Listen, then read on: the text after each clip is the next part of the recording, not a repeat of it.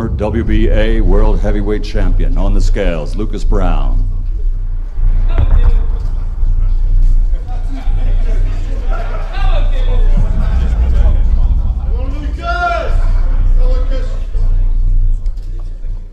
Let's go, Lucas!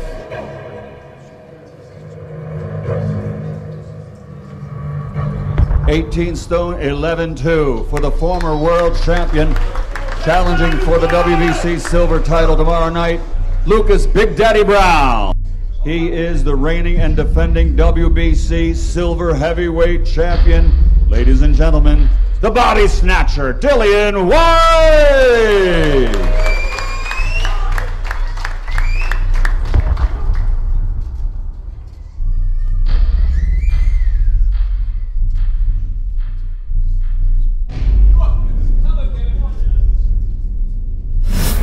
18 stone, 2-2 for the reigning and defending WBC silver heavyweight champion. And live to America on HBO. This will be the main event, 12 rounds of boxing for the prestigious WBC silver heavyweight championship. Lucas Big Daddy Browne, Dillian the Body Snatcher Whyte, the main event tomorrow night.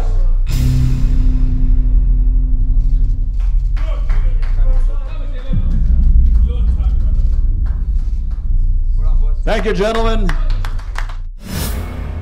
Every single fight in my career has been as important as this one because, as you guys know, I never had the promotion, the long amateur career. So I've been swimming against the wave my whole career. And I know every fight I have, if I lose them, I go 10 step back and I have to come back again, So that pressure is always there to always make sure I go out, look good, try and win.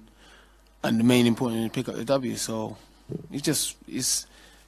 it's another fight, to be honest. It's an important one, but I just see it as just another fight. I got a strong guy in front of me, undefeated, credible opponent. After this fight, no one can say, oh, Dillian Whyte's this, Dillian Whyte's that. Dillian Whyte's the man. In a long, hard road to get here. And it's my time. I believe it's like everything in my career, my life led to this moment. So I believe it's my time to shine now. Obviously, Lucas Browne believes differently and whatever, but that's why we're going to get in the ring Saturday and prove each other wrong.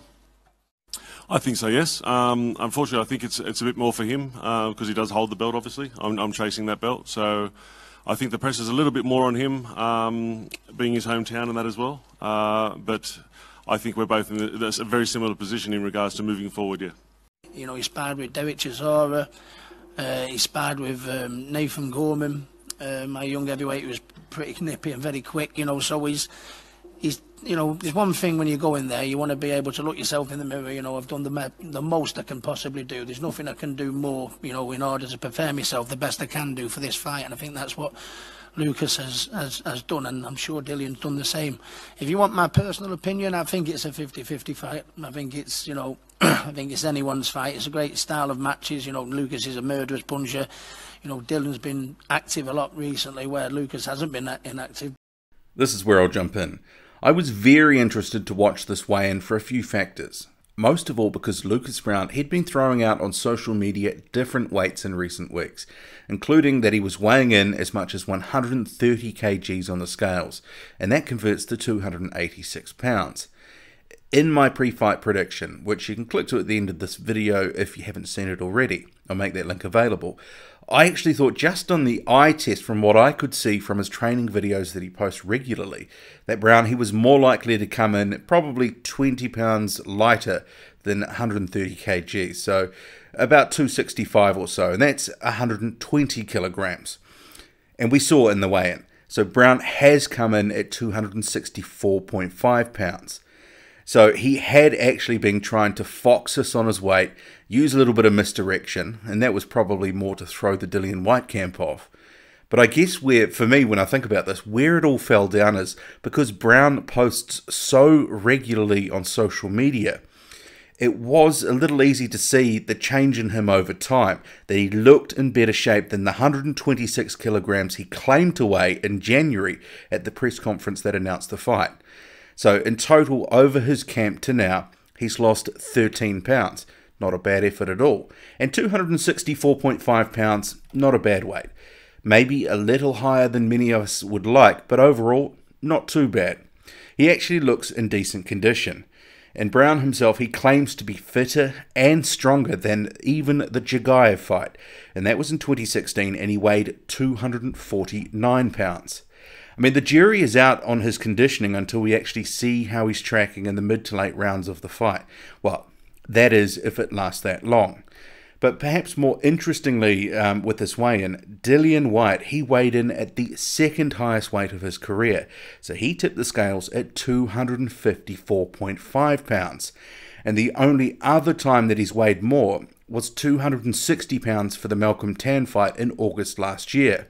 And that was his first fight of 2017, and Malcolm Tan faded journeyman. So, 260 then. He's 254.5 pounds now. I mean, overall, he looks in pretty decent condition. But personally, I would have liked to have seen him between 245 and 250, which is where the majority of his fights, or his fighting weight, has been generally.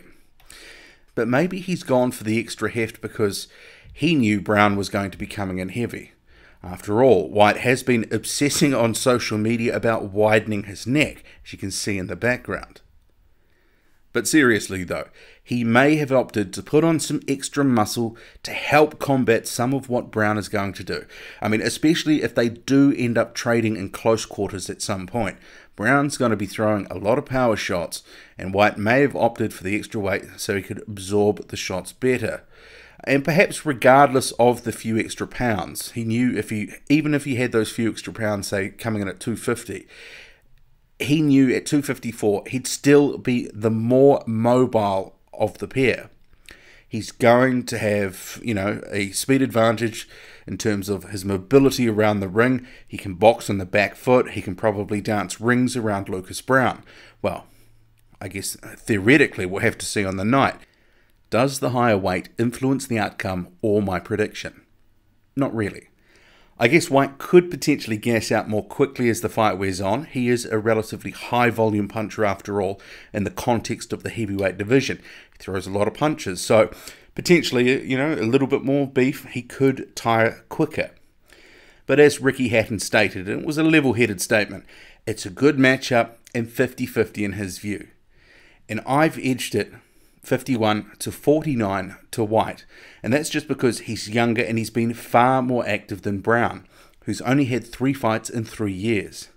But I was heartened to see Browne coming in lighter than 270, because I think if he had come in at 270 or over, it would have been a bit of a struggle, because the heavier he is, the harder it will be to win. I mean, sure, you can say, one punch can end it, all that sort of thing, but he's got to have the opportunity or the energy to take advantage of the opportunity if it arises. I mean, I still believe that Whyte's going to be boxing smart early on. He will be defensively responsible, and he'll be looking to wear Lucas Browne down. He may well opt to trade with Browne more as the fight wears on if he senses that Browne is tiring and that he could be there for the taking. But I'm sure overall he's going to be very wary of Browne's heavy hands. He's going to pick his spots, his opportunities in the early going.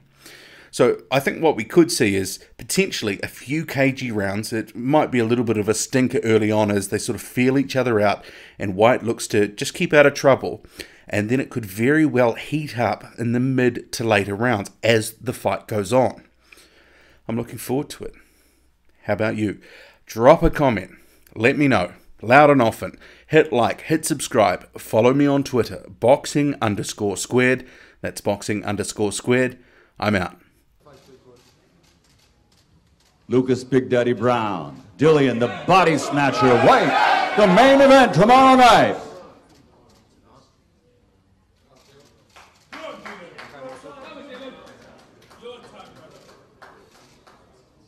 Thank you, gentlemen.